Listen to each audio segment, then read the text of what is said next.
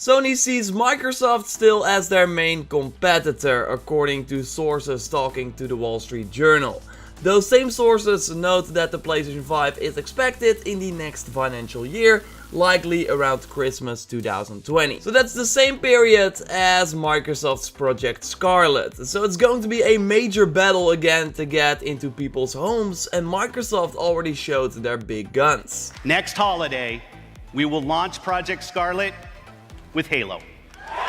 So yes, that is a big deal, Halo Infinite as a launch title for the next Xbox. Sure, you could argue that Halo is not as big as it was before when Bungie was still making it, but you should not underestimate the brand. It was the 4th most viewed game during E3 2019, for example, according to Vision Egg. So Sony has to fight this in some way. They need to have a big launch title as well that will show people why they should invest in the PlayStation 5 instead. In this video, I want to discuss what that potential title could be, what they need to do to win the launch window against the next Xbox, and way more. So let's get into it. Would be awesome if you could leave a like on the video as it shows your support, and let's go. First up, a quick reminder that I'm doing a second giveaway for an E3 2019 game of your choice for your platform of choice. Just follow the link in the pinned comment for a chance to win, and be sure you are a subscriber of the channel before you enter. If you win, then I'll reach out with an email with a pre-order code that you want. Okay, let's get one thing out of the way first. An important thing. It's regarding the big already announced PS4 titles that Sony still needs to release.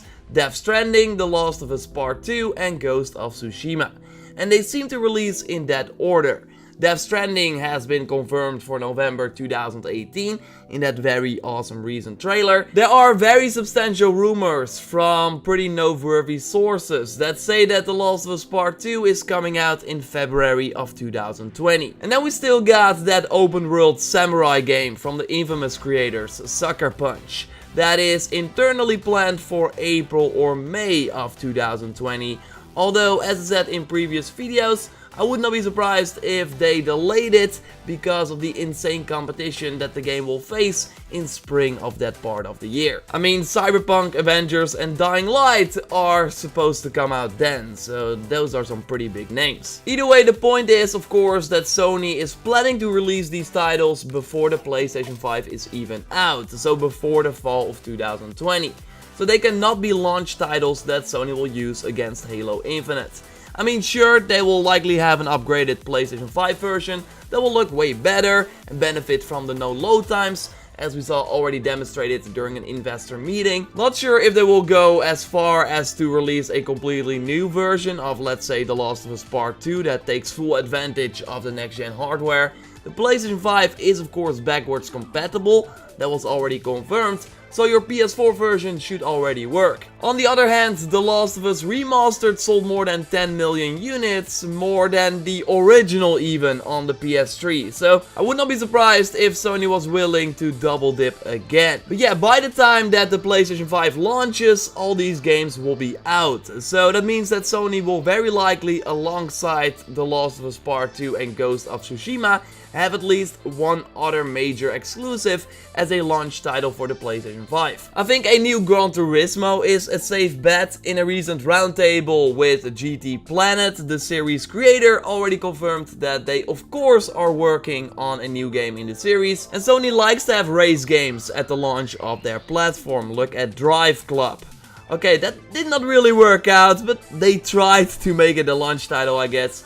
Either way, racing games are of course always great at showing the power of a new platform, so having one around launch in the commercials, for example, for the next PlayStation will be a nice get. And something that Microsoft will very likely do as well. This is the first time in 8 years that they are not releasing a new Forza game, and that's very likely because they want to hold on to it and showcase it next year alongside Project Scarlett to present the 8K next Xbox graphics in a major way. So I would call that even, if Sony is of course able to have a new Gran Turismo, that is, because those games tend to take a long while. But yeah, that still brings us to Halo Infinite. If Microsoft has Forza and Halo, then Sony really needs to bring it. An amazing counter from Sony would of course be the next Horizon Zero Dawn, and the timing would line up for sure. Guerrilla Games released this amazing new IP and one of my favorite games of all time in February 2017. So fall 2020 would be more than 3 years after the release, or actually 3 years after the release of the pretty substantial Frozen Wilds expansion that a big team at the studio was working on after finishing the main game. They already got the ideas for the new worlds and factions that they want to explore, the experience of making these enormous robot dinosaurs, and a very powerful main character that they could explore even further, including of course all the assets that they already created. More than 3 years for a sequel seems like enough to me, and Guerrilla Games has always been a developer that is at the forefront of showcasing Sony's latest technology. Going all the way back to Killzone 2 with that impressive showcase trailer. Sure, the game did not turn out exactly that way, but it was still insanely beautiful for the time. They made a launch game with Killzone Shadowfall that blew all the other PS4 games in terms of graphics away in the launch window. And with the PS4 Pro reveal event, they showcased a really awesome Horizon demo that demonstrated the better resolution and the HDR. Not to mention that it's still one of the most beautiful games that you can show on a PS4 Pro today. An insane achievement for an open world game. I really can't think of a better title to show off the power of the PlayStation 5 than the next Horizon. So I think that it will totally be there at the reveal event, but if it will be a launch title though to fight Halo Infinite, it's something I would not really put my money on just yet. Sony has been pretty good with giving their first party studios the time that they need, and making a huge open world game takes obviously a lot of development effort.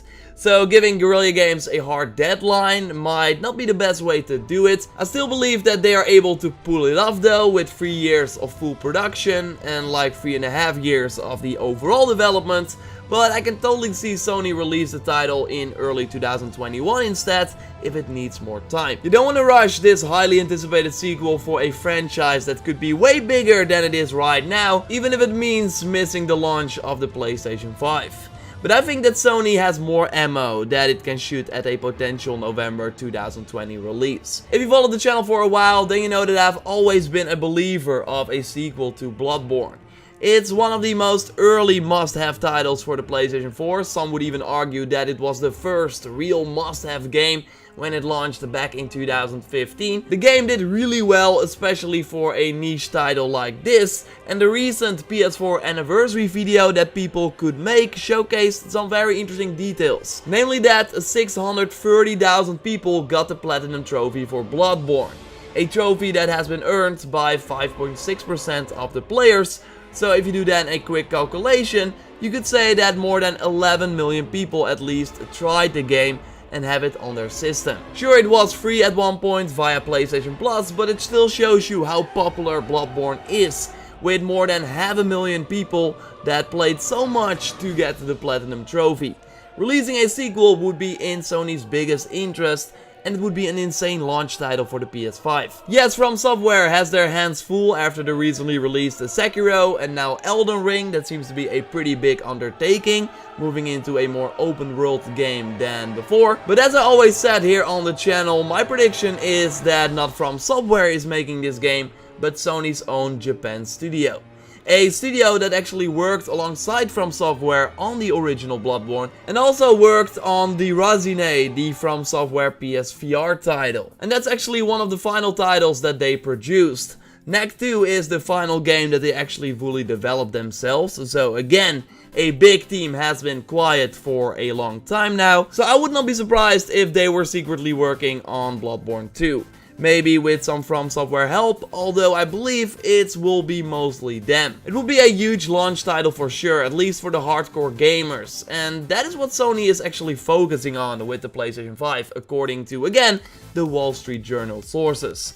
Calling the PlayStation 5 a niche product aimed at the hardcore players. Bloodborne 2 would totally fit that mantra. Other tactics that the Wall Street Journal mentions, and I got it here from a gamesindustry.biz article, is that they will focus on strengthening their relationships with large publishers, so we should totally expect deals with big third-party games like the next Call of Duty, as we see right now already. Maybe they will make an Assassin's Creed deal again, as the rumored Viking Assassin's Creed would be perfect to show off the next console if it really does not have any load times. And that Viking Assassin's Creed is supposed to launch in the fall of 2020 as well. There should be a rumored Uncharted game in development at a new San Diego team that saw some former Naughty Dog and Rockstar devs joining the studio earlier this year, with job listings hinting at a new Uncharted game as well. I mean, if we look at those sales stats again, I think it's totally not weird that Sony wants to make another Uncharted game, even if it's not made by Naughty Dog, but some former Naughty Dog devs could of course totally help. But yeah, I don't think that it will be ready for the fall of 2020, so in the launch window of the PlayStation 5. Sure, they could tease these games at the PlayStation 5 reveal event that would already create some hype and give you an idea of what you can play on the PlayStation 5, but to really combat Halo in that fall 2020 window, I can see Sony only release the next Horizon or something that Studio Japan has been working on, like Bloodborne 2. Nothing else will be big enough in my opinion. It will be a very interesting time, and I will totally keep a close eye of course on the PlayStation 5 versus Scarlett developments. The rollout from the reveal till the launch, it will be fascinating, but I'm of course mostly looking forward to the amazing games that will go alongside it, like Horizon 2, that I can only dream of at this point, but we know that it's coming, we know that the reveal might be close. I really can't wait. What do you think of the launch window for both systems? Will Sony have something to combat Halo? Let me know in the comments down below. Subscribe for everything on the PlayStation 5. And of course on the next Horizon, when we know more, I will let you know here. Like this video to support the channel, and check out my previous video on the fact that Guerrilla Games is also working on a multiplayer title that might be coming to the PS4 as well. For now though, I will speak to you next time, and goodbye.